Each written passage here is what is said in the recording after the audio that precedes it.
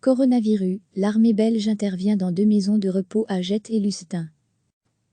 Depuis ce mardi, du personnel médical de l'armée belge est présent dans 2 maisons de repos, l'une située à Jette, région de Bruxelles-Capitale, et l'autre à Lustin en province de Namur.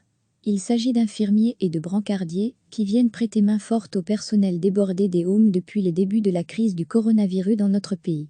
Un personnel en première ligne auprès d'une population à risque, également frappée par l'absentéisme lié à la maladie. Le home privé Arcambault, dans la commune de Jette, ce sont 81 résidents en temps normal et une équipe de 50 personnes.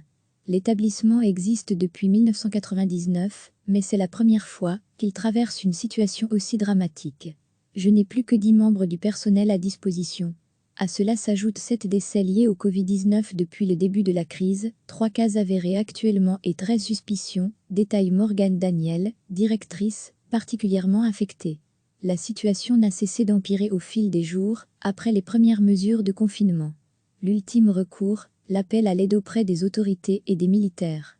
Je n'avais plus d'autre recours, se désole Morgane Daniel, qui a accueilli ces 8 renforts de l'armée mardi matin. Tout a débuté lorsqu'Iriscar, NDLR, l'autorité de tutelle des Haumes en région bruxelloise, nous a demandé de confiner la maison de repos, nos résidents. Mais ce n'est pas évident de maintenir tout le monde en chambre. Nous avions fermé le home à toute visite extérieure. Mais les seuls à pouvoir encore entrer et sortir, ce sont encore les membres du personnel. Nous étions complètement dépourvus. Un dépistage précoce aurait permis d'isoler les travailleurs positifs à domicile afin d'éviter toute propagation du virus dans la résidence pour personnes âgées. Mais nous devons faire face à un virus insidieux contre lequel nous n'avons pas le temps de réagir. Nous avons eu un employé malade, puis un résident, puis un deuxième employé, puis un deuxième résident, puis 3, la situation devenait intenable.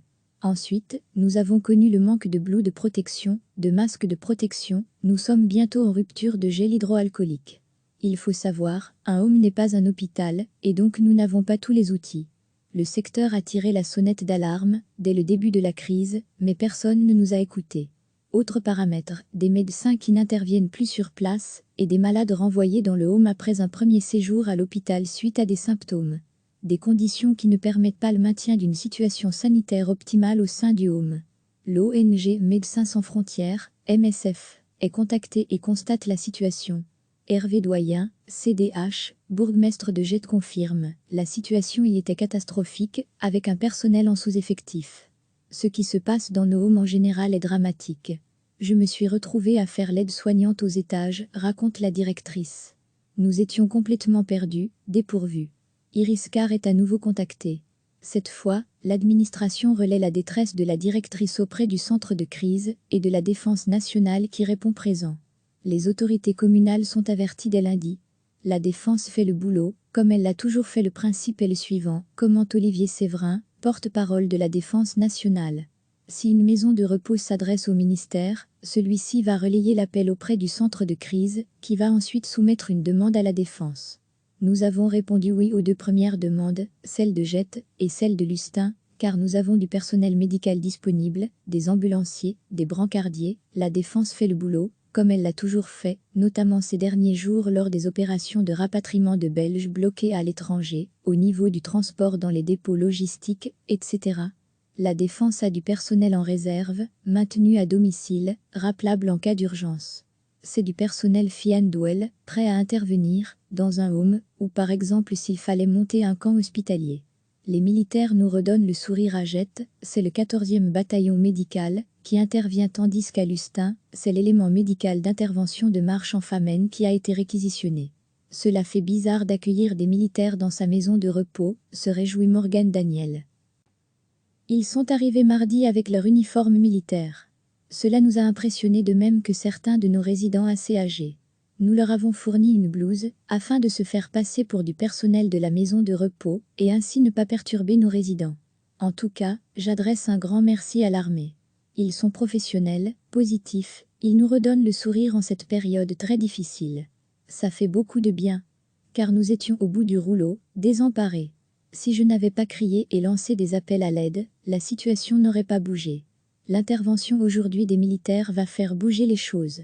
Rappelons que dès l'entame de la crise, c'est l'hôpital militaire de Nedéové-Ambic qui a servi de base de confinement pour les Belges revenus du Wuhan, le foyer chinois de l'épidémie. Recevez chaque matin l'essentiel de l'actualité. Depuis ce mardi, du personnel médical de l'armée belge est présent dans 2 maisons de repos, l'une située à Gette, région de Bruxelles-Capitale, et l'autre à Lustin en province de Namur. Il s'agit d'infirmiers et de brancardiers qui viennent prêter main forte au personnel débordé des Haumes depuis le début de la crise du coronavirus dans notre pays. Un personnel en première ligne auprès d'une population à risque, également frappée par l'absentéisme lié à la maladie. Le home privé Arcambault, dans la commune de Gette, ce sont 81 résidents en temps normal et une équipe de 50 personnes. L'établissement existe depuis 1999, mais c'est la première fois qu'il traverse une situation aussi dramatique. Je n'ai plus que 10 membres du personnel à disposition. À cela s'ajoutent 7 décès liés au Covid-19 depuis le début de la crise, 3 cas avérés actuellement et 13 suspicions, détaille Morgane Daniel, directrice, particulièrement affectée. La situation n'a cessé d'empirer au fil des jours, après les premières mesures de confinement. L'ultime recours, l'appel à l'aide auprès des autorités et des militaires. Je n'avais plus d'autre recours, se désole Morgane Daniel, qui a accueilli ses 8 renforts de l'armée mardi matin.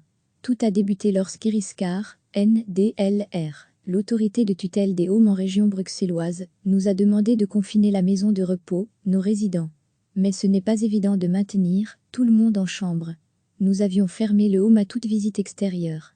Mais les seuls à pouvoir encore entrer et sortir, ce sont encore les membres du personnel.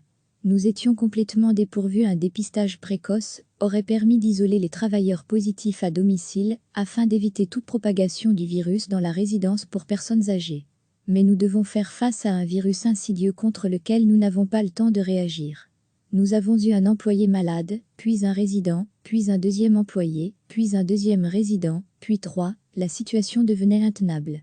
Ensuite, nous avons connu le manque de blouses de protection, de masques de protection, nous sommes bientôt en rupture de gel hydroalcoolique.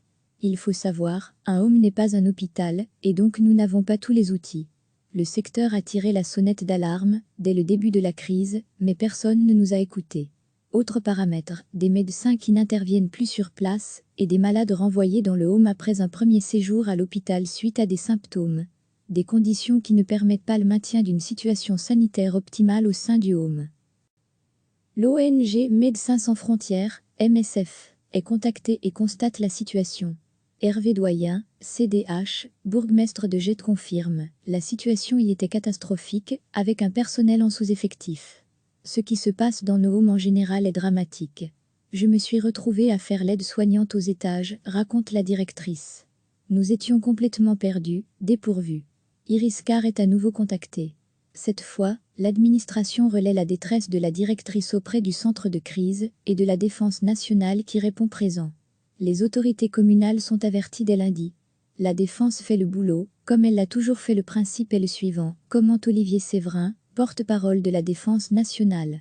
Si une maison de repos s'adresse au ministère, celui-ci va relayer l'appel auprès du centre de crise, qui va ensuite soumettre une demande à la Défense.